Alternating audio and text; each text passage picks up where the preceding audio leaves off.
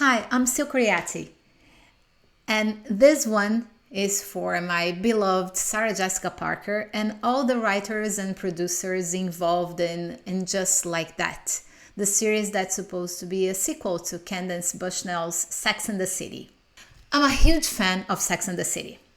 Despite being a feminist and disagreeing with several of the characters' behaviors, Sex and the City was part of my life when I was 20 or 20 something. And Sarah Jessica Parker's character Carrie was a huge inspiration to my wardrobe. I'm a big fan of fashion and she was just the best. Her freedom to wear everything she wanted, from huge flowers to the nicest shoes and purple bags, in all occasions felt so liberating.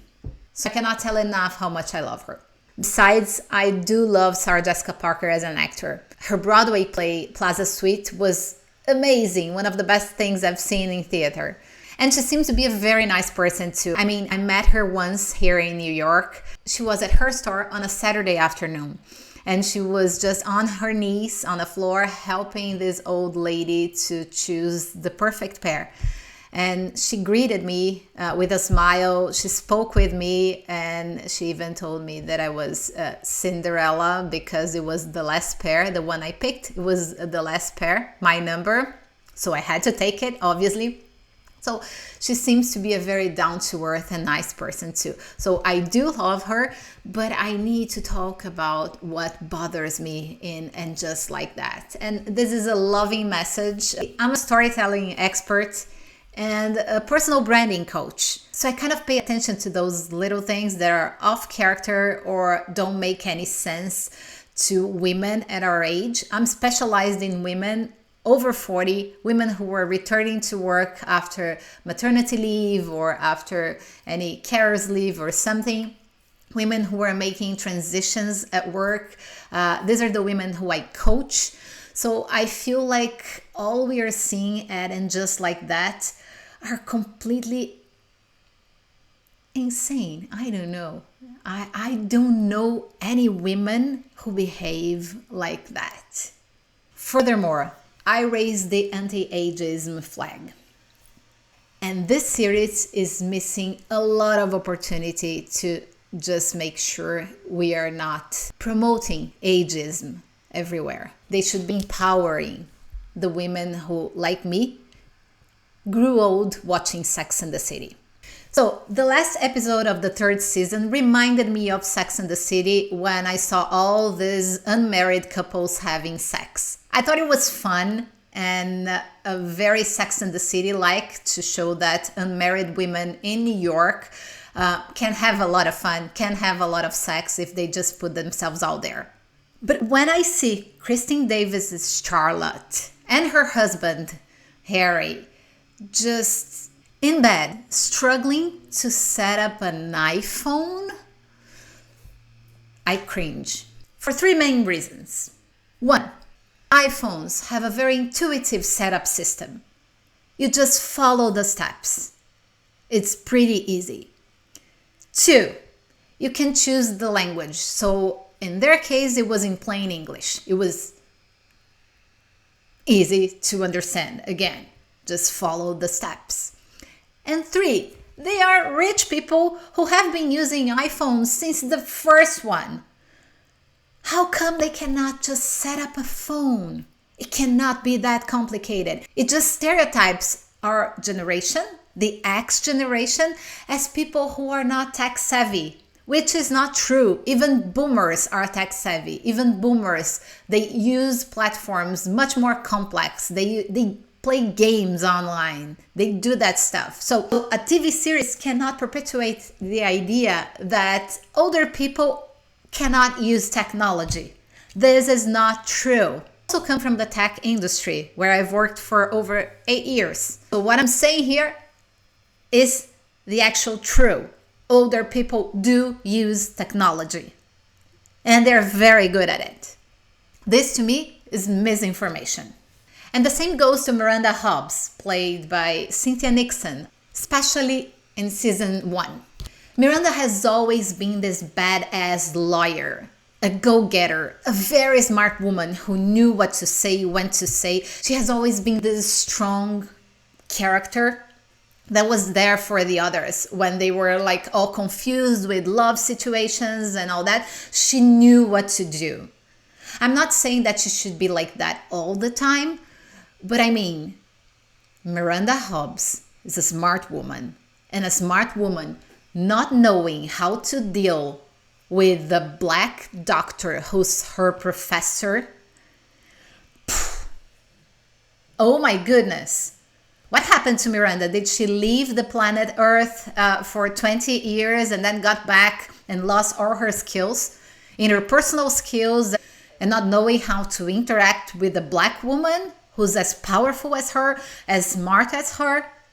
These two could have a lot of relevant conversations. And that's not what happened in the beginning. They kind of struggled to get together. And just because Miranda's character was completely off character. I mean, I could go on and on about the little details that bothered me and annoyed me and frustrated me in all these seasons, but I'm not gonna do that. Instead, I'll just make a few comments about these last 2 episodes of this last season, because to me, the writers missed opportunities to address issues that are really important and that really matter for women over 45.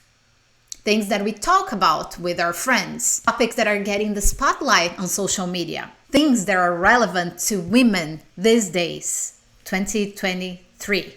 So the first one, Charlotte going back to work. What a great topic. She's not just a wife, she's not just a mom, as she said. But this could be so much better explored in conversations with her girlfriends, with her husband, with her kids. Instead, they just put her in unnecessary, exaggerated positions of a woman getting drunk and getting rid of her phone. So off character. This is not Charlotte. This has never been Charlotte. Go out and drink with your friends and celebrate and have fun. But show people that's what you should be doing. If you're over 50 and you're going back to work, yes, you can have fun with your coworkers. Yes, this is your time. If you want to get wasted, okay, but I mean, if there is only one opportunity to show Charlotte, don't show her that way. Why? 2, Miranda has a clear self-love issue. And this is something that so many women go through, especially when their kids are growing up and their marriage is not that happy. But instead of exploring it, she's just shown as a weak woman who cannot figure out her sexuality, does not own her power at work, so not Miranda, and cannot afford to live by herself. 3, Lisa got pregnant. She's probably in premenopause. Can we talk about it? I mean, can you get pregnant in that situation? Yes, you can. So let's talk about it. What are the risks? What are the implications? Instead, she was just complaining about it, which, by the way, is also a great topic and a great opportunity because, yes, she wasn't expecting it, but it was just a lot of complaint without real conversations. Then she miscarries the baby. And we can barely feel her grief because it could not connect with the story. So not wanting the baby and then being sad because you lost it, this is a conversation. At her age, this is a conversation. 4, Professor Nia. What a great character. And she's just facing the fact that her ex-partner is building a life and a family with a new woman.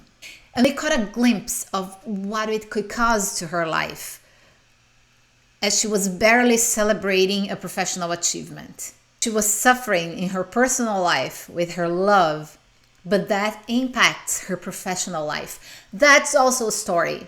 That's also real life. But then, there is this nice, good-looking chef that comes in, or there is good food here. Let's just forget about that. She's a smart doctor, a professor. And this is a very important story to tell because on top of all this drama, love and professional, she's a black woman who struggles more than any white woman to get to the point at her career that she did. So yes, that's the conversation. Let's talk about that. No, bummer. And last but not least, my beloved Carrie. She went through a lot, losing her husband, the love of her life. But then she got Aidan again. Aidan is a very welcome character, brilliant. But then, when you're 50 or 40 and you have been married and now you're a widow, Aidan's ask is completely insane. It's childish and it's outrageous. Life is now. You don't wait 5 years for anything or anyone. And Carrie should know that. She went through a marriage and she lost her husband like that. And just like that, she's waiting 5 years for someone who's, oh my goodness. Plus, the way he's raising his son is wrong, but this is another thing. I'm talking about women here. And Carrie should know better. I just think that women in the series are being stereotyped based on very old models of women at their 40s or 50s in the 40s. That's not the reality anymore. I have loved to see Charlotte dealing with her back-to-work problems in a mature way. Miranda using all her skills to connect with people in a meaningful manner. Carrie telling Aidan to go F himself. And Liz, Che, Nia bringing important topics to the table, to the discussion, in a smart and real way. If there's a next season, folks, please consult with real women over 40, over 50 to rewrite these characters, to put some smart attitude and lines in the action. I really hope to see that soon.